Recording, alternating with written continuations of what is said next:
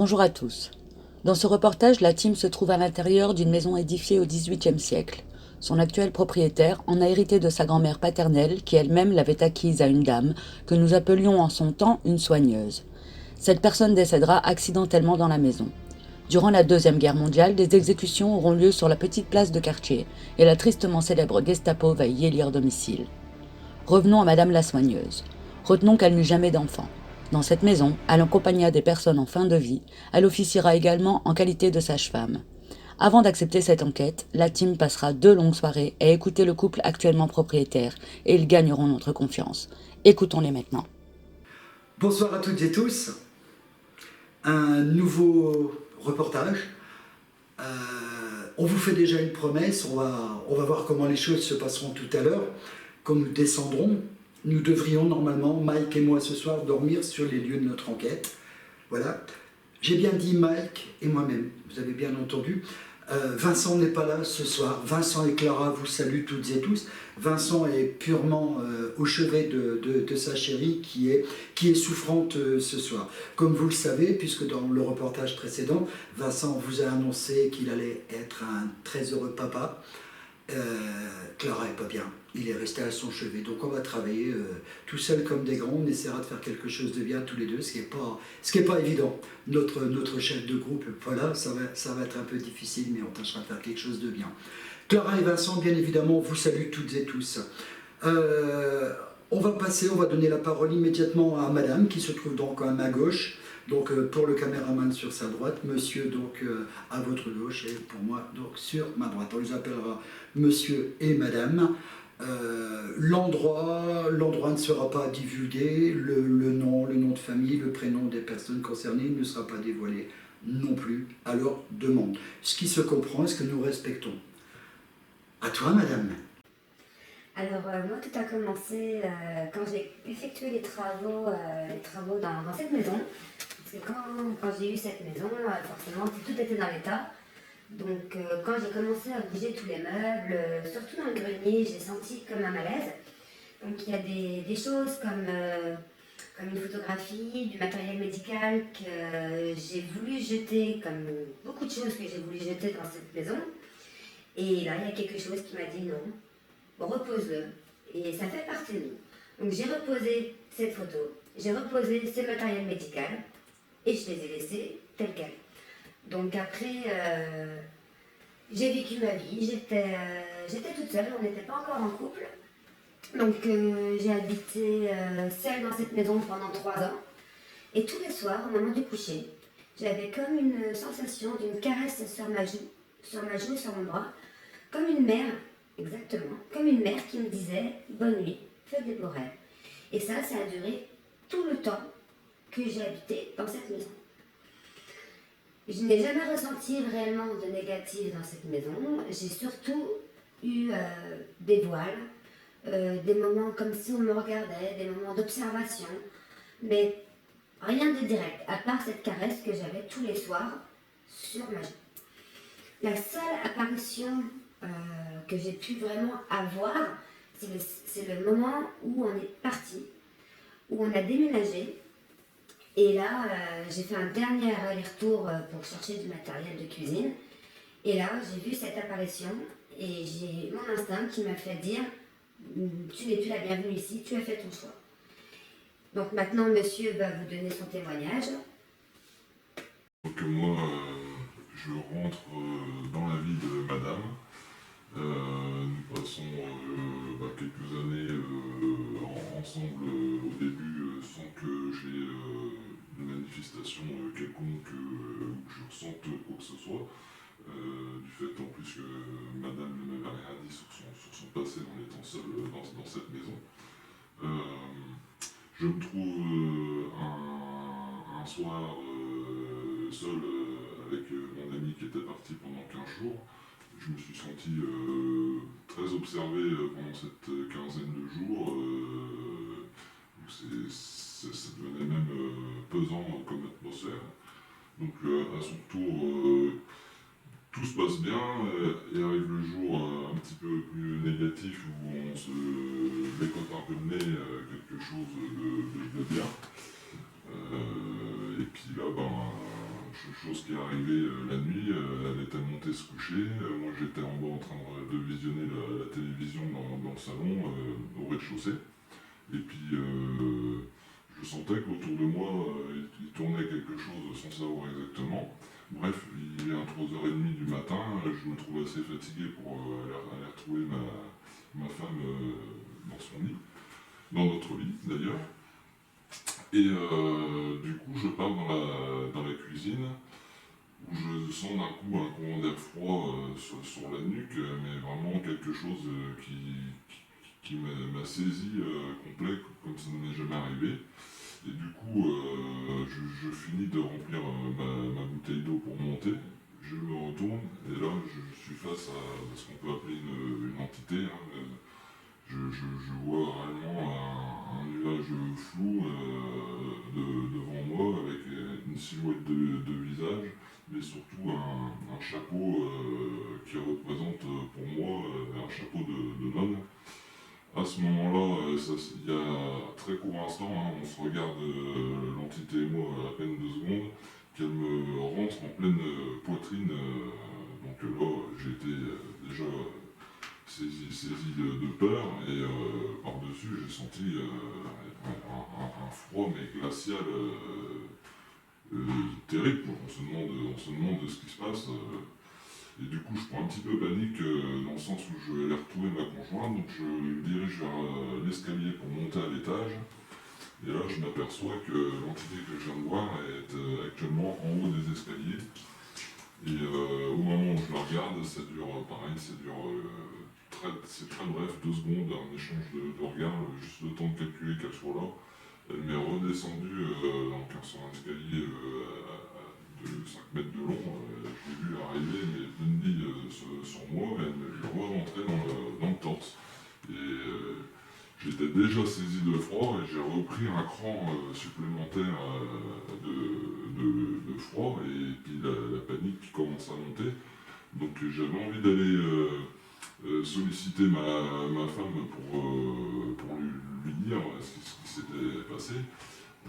J'avais pas envie de la déranger dans son sommeil, malgré que ça soit quand même assez intense.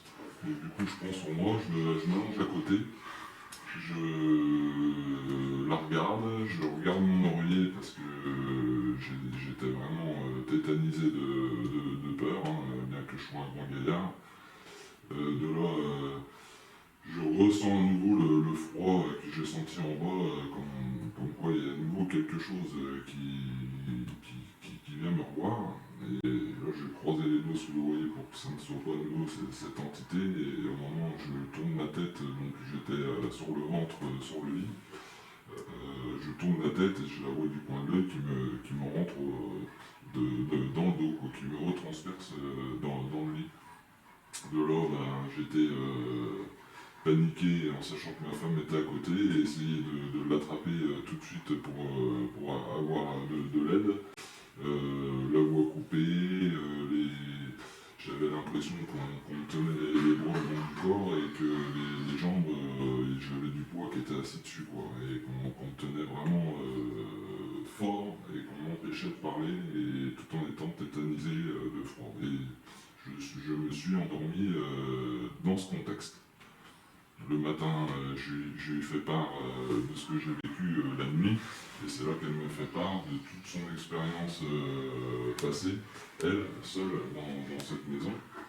Et c'est là qu'on a commencé un petit peu tous les deux à se renseigner un petit peu sur cette maison, sur son passé, le pourquoi du comment, mais pourquoi elle vit quelque chose entre guillemets paranormal mais agréable, et pourquoi moi je me suis fait entre guillemets secouer et attaquer, parce que je subis ça comme une agression. Et d'ailleurs les années passées après ce vécu ont été très difficiles pour moi, mentalement et psychiquement.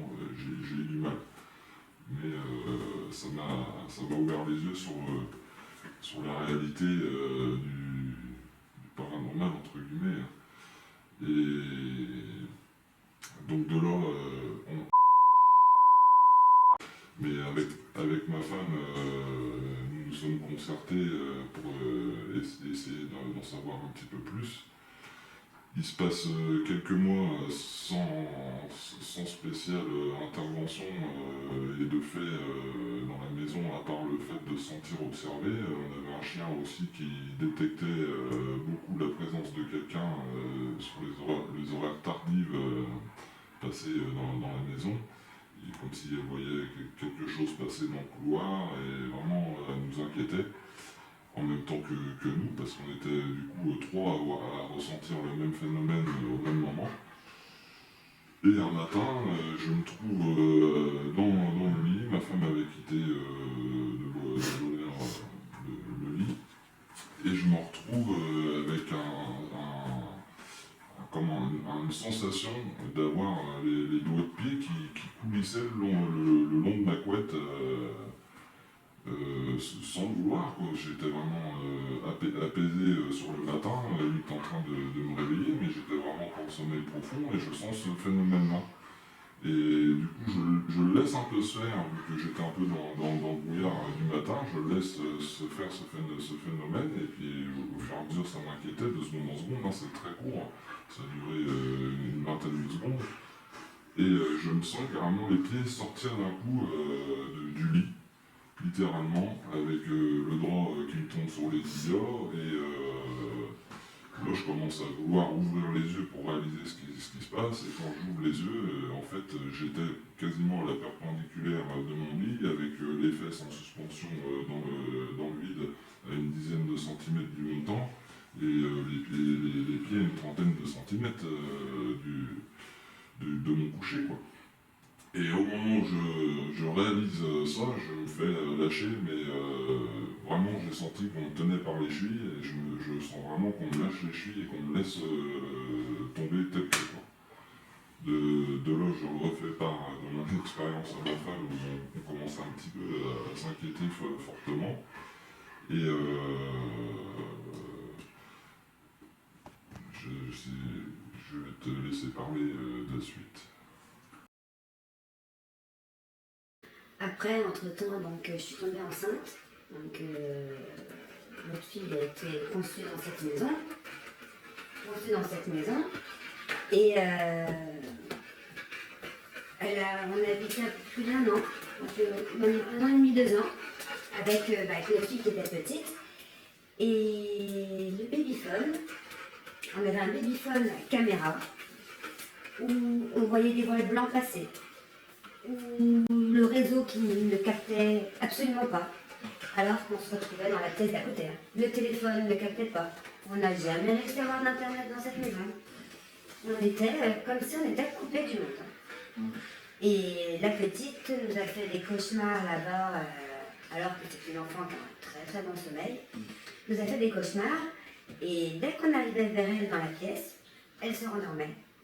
Comme si rien que sentir notre présence. Alors après, sur le coup, on ne s'est pas formalisé comme tout parent. Un enfant qui ne fait pas des nuits, ce n'est pas dramatique. Mais c'était toujours aux mêmes heures. Et c'est là que, à chaque fois qu'on regardait la petite qui pleurait, on voyait ce voile blanc sur la caméra. Vraiment un voile blanc qui faisait des allers-retours de droite à gauche sur l'écran, très, très distinct.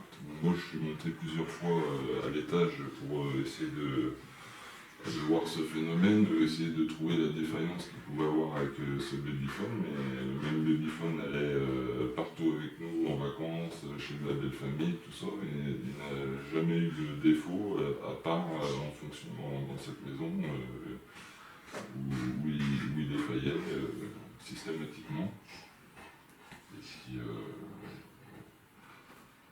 après voilà, on a vraiment fait le tour de la question avec ma femme, et du coup on a décidé d'abandonner cette maison littéralement, je pense que c'est le mot, hein, parce que nous étions un petit peu saisis de peur et on ne vivait plus sereinement avec la joie de vivre.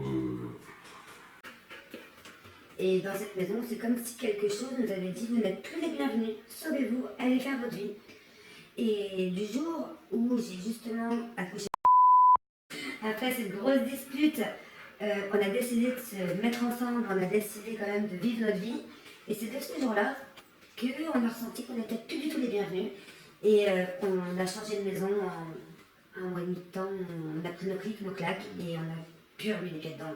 Il y avait surtout un apaisement amical, le fait d'arriver dans une maison où on ne se ressentait plus rien, on n'avait plus d'oppression, on n'avait plus l'impression de se sentir observé, et pour ma part d'être même manipulé, parce que j'ai eu vraiment l'impression d'être, je sais pas, mais vraiment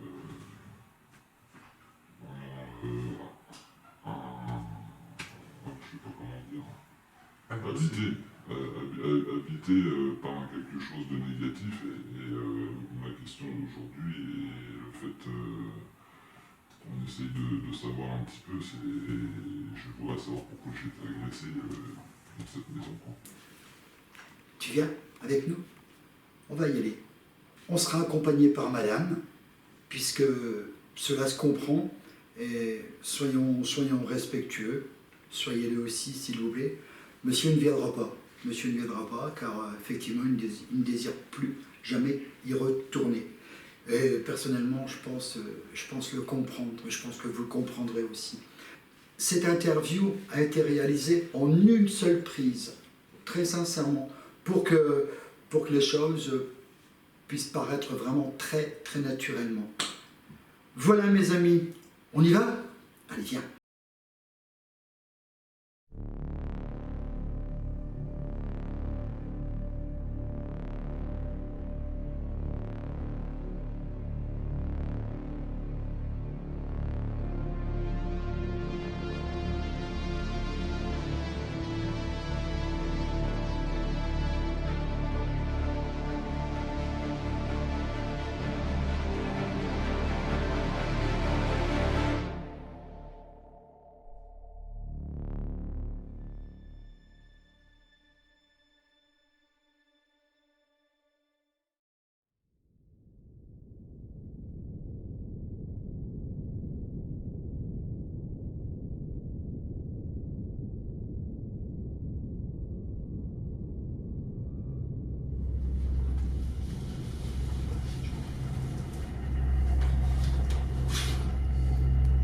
Qu'est-ce qui s'est passé là-bas?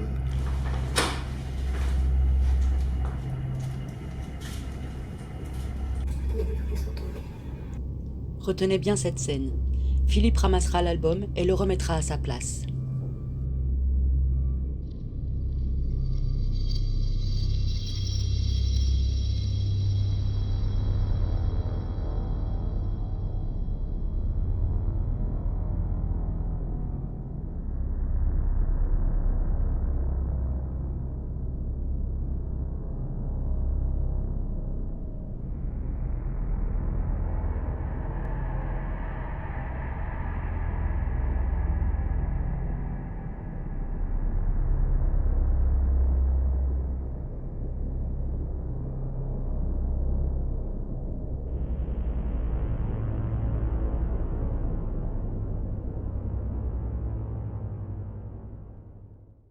On est bien. On est bien et tout va bien. Donc là, on est dans le salon. Oui. Le miroir, tu l'as toujours connu? Exactement, il a toujours été là, on ne l'a jamais déplacé. On l'a juste nettoyé. Tu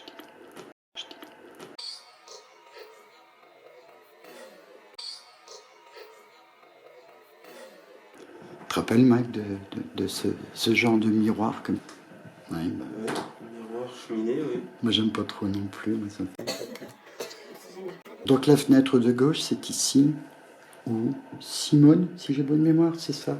Simone, donc, là, elle a perdu la vie à cet endroit-là. Montez. Bien, Simone, si vous êtes parmi nous, je pense que déjà vous nous avez entendus, vous m'avez entendu, nous venons vous rencontrer, nous venons paisiblement vers vous et très respectueusement. Merci de nous recevoir chez vous, Simone.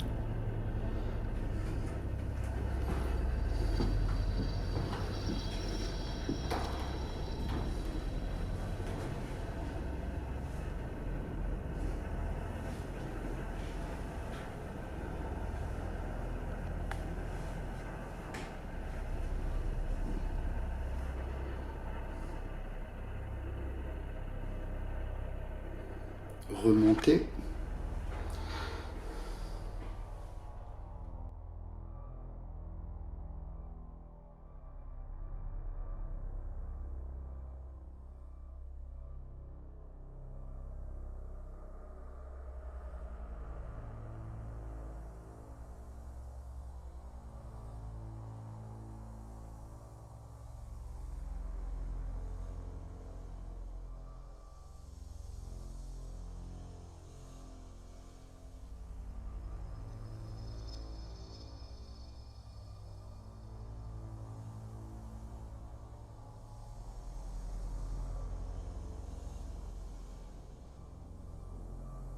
Bonsoir.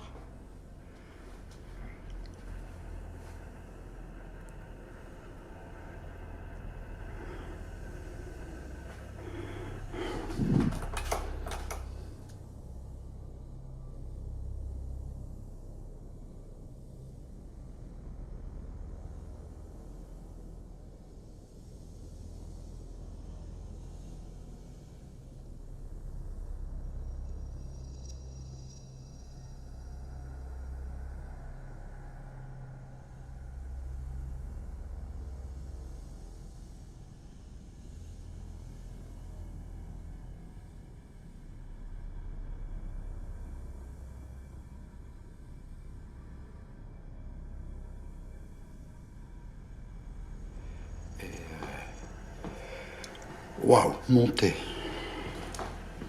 Ok.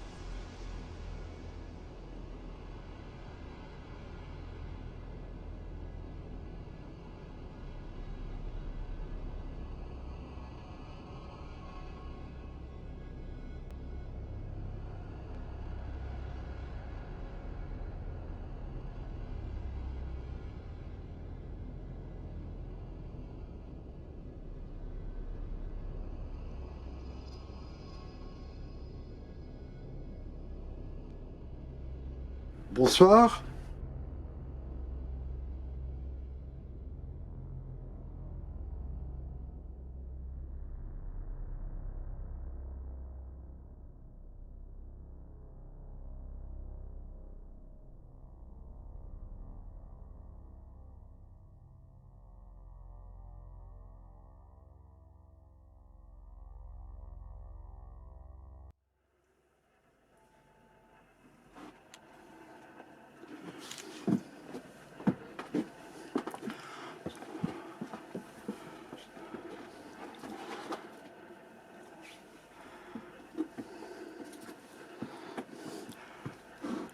Bonsoir, je suis Philippe. Nous venons vers vous en amis, nous venons très respectueusement. Nous n'avons pas l'intention de vous agresser. Ayez confiance en nous, s'il vous plaît. Merci de nous recevoir chez vous.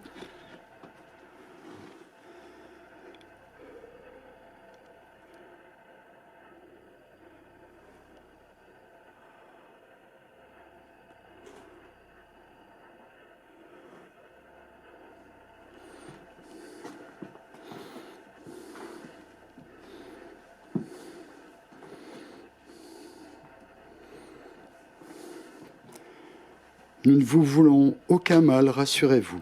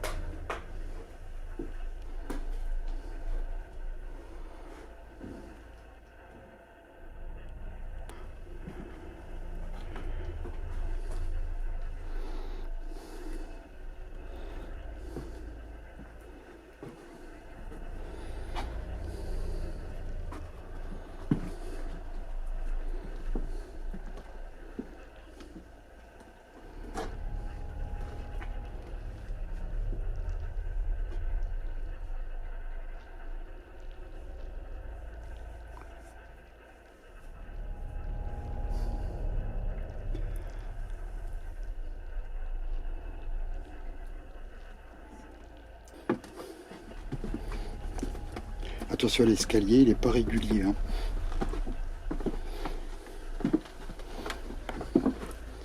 C'est bon au niveau de la lumière?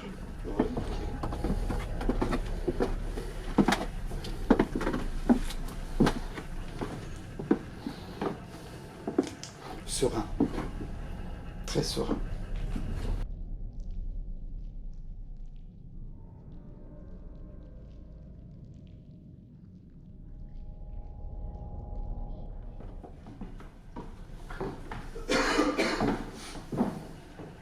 Remarquons ces 2 lettres au sol. Nous aurions dû logiquement les remarquer en entrant.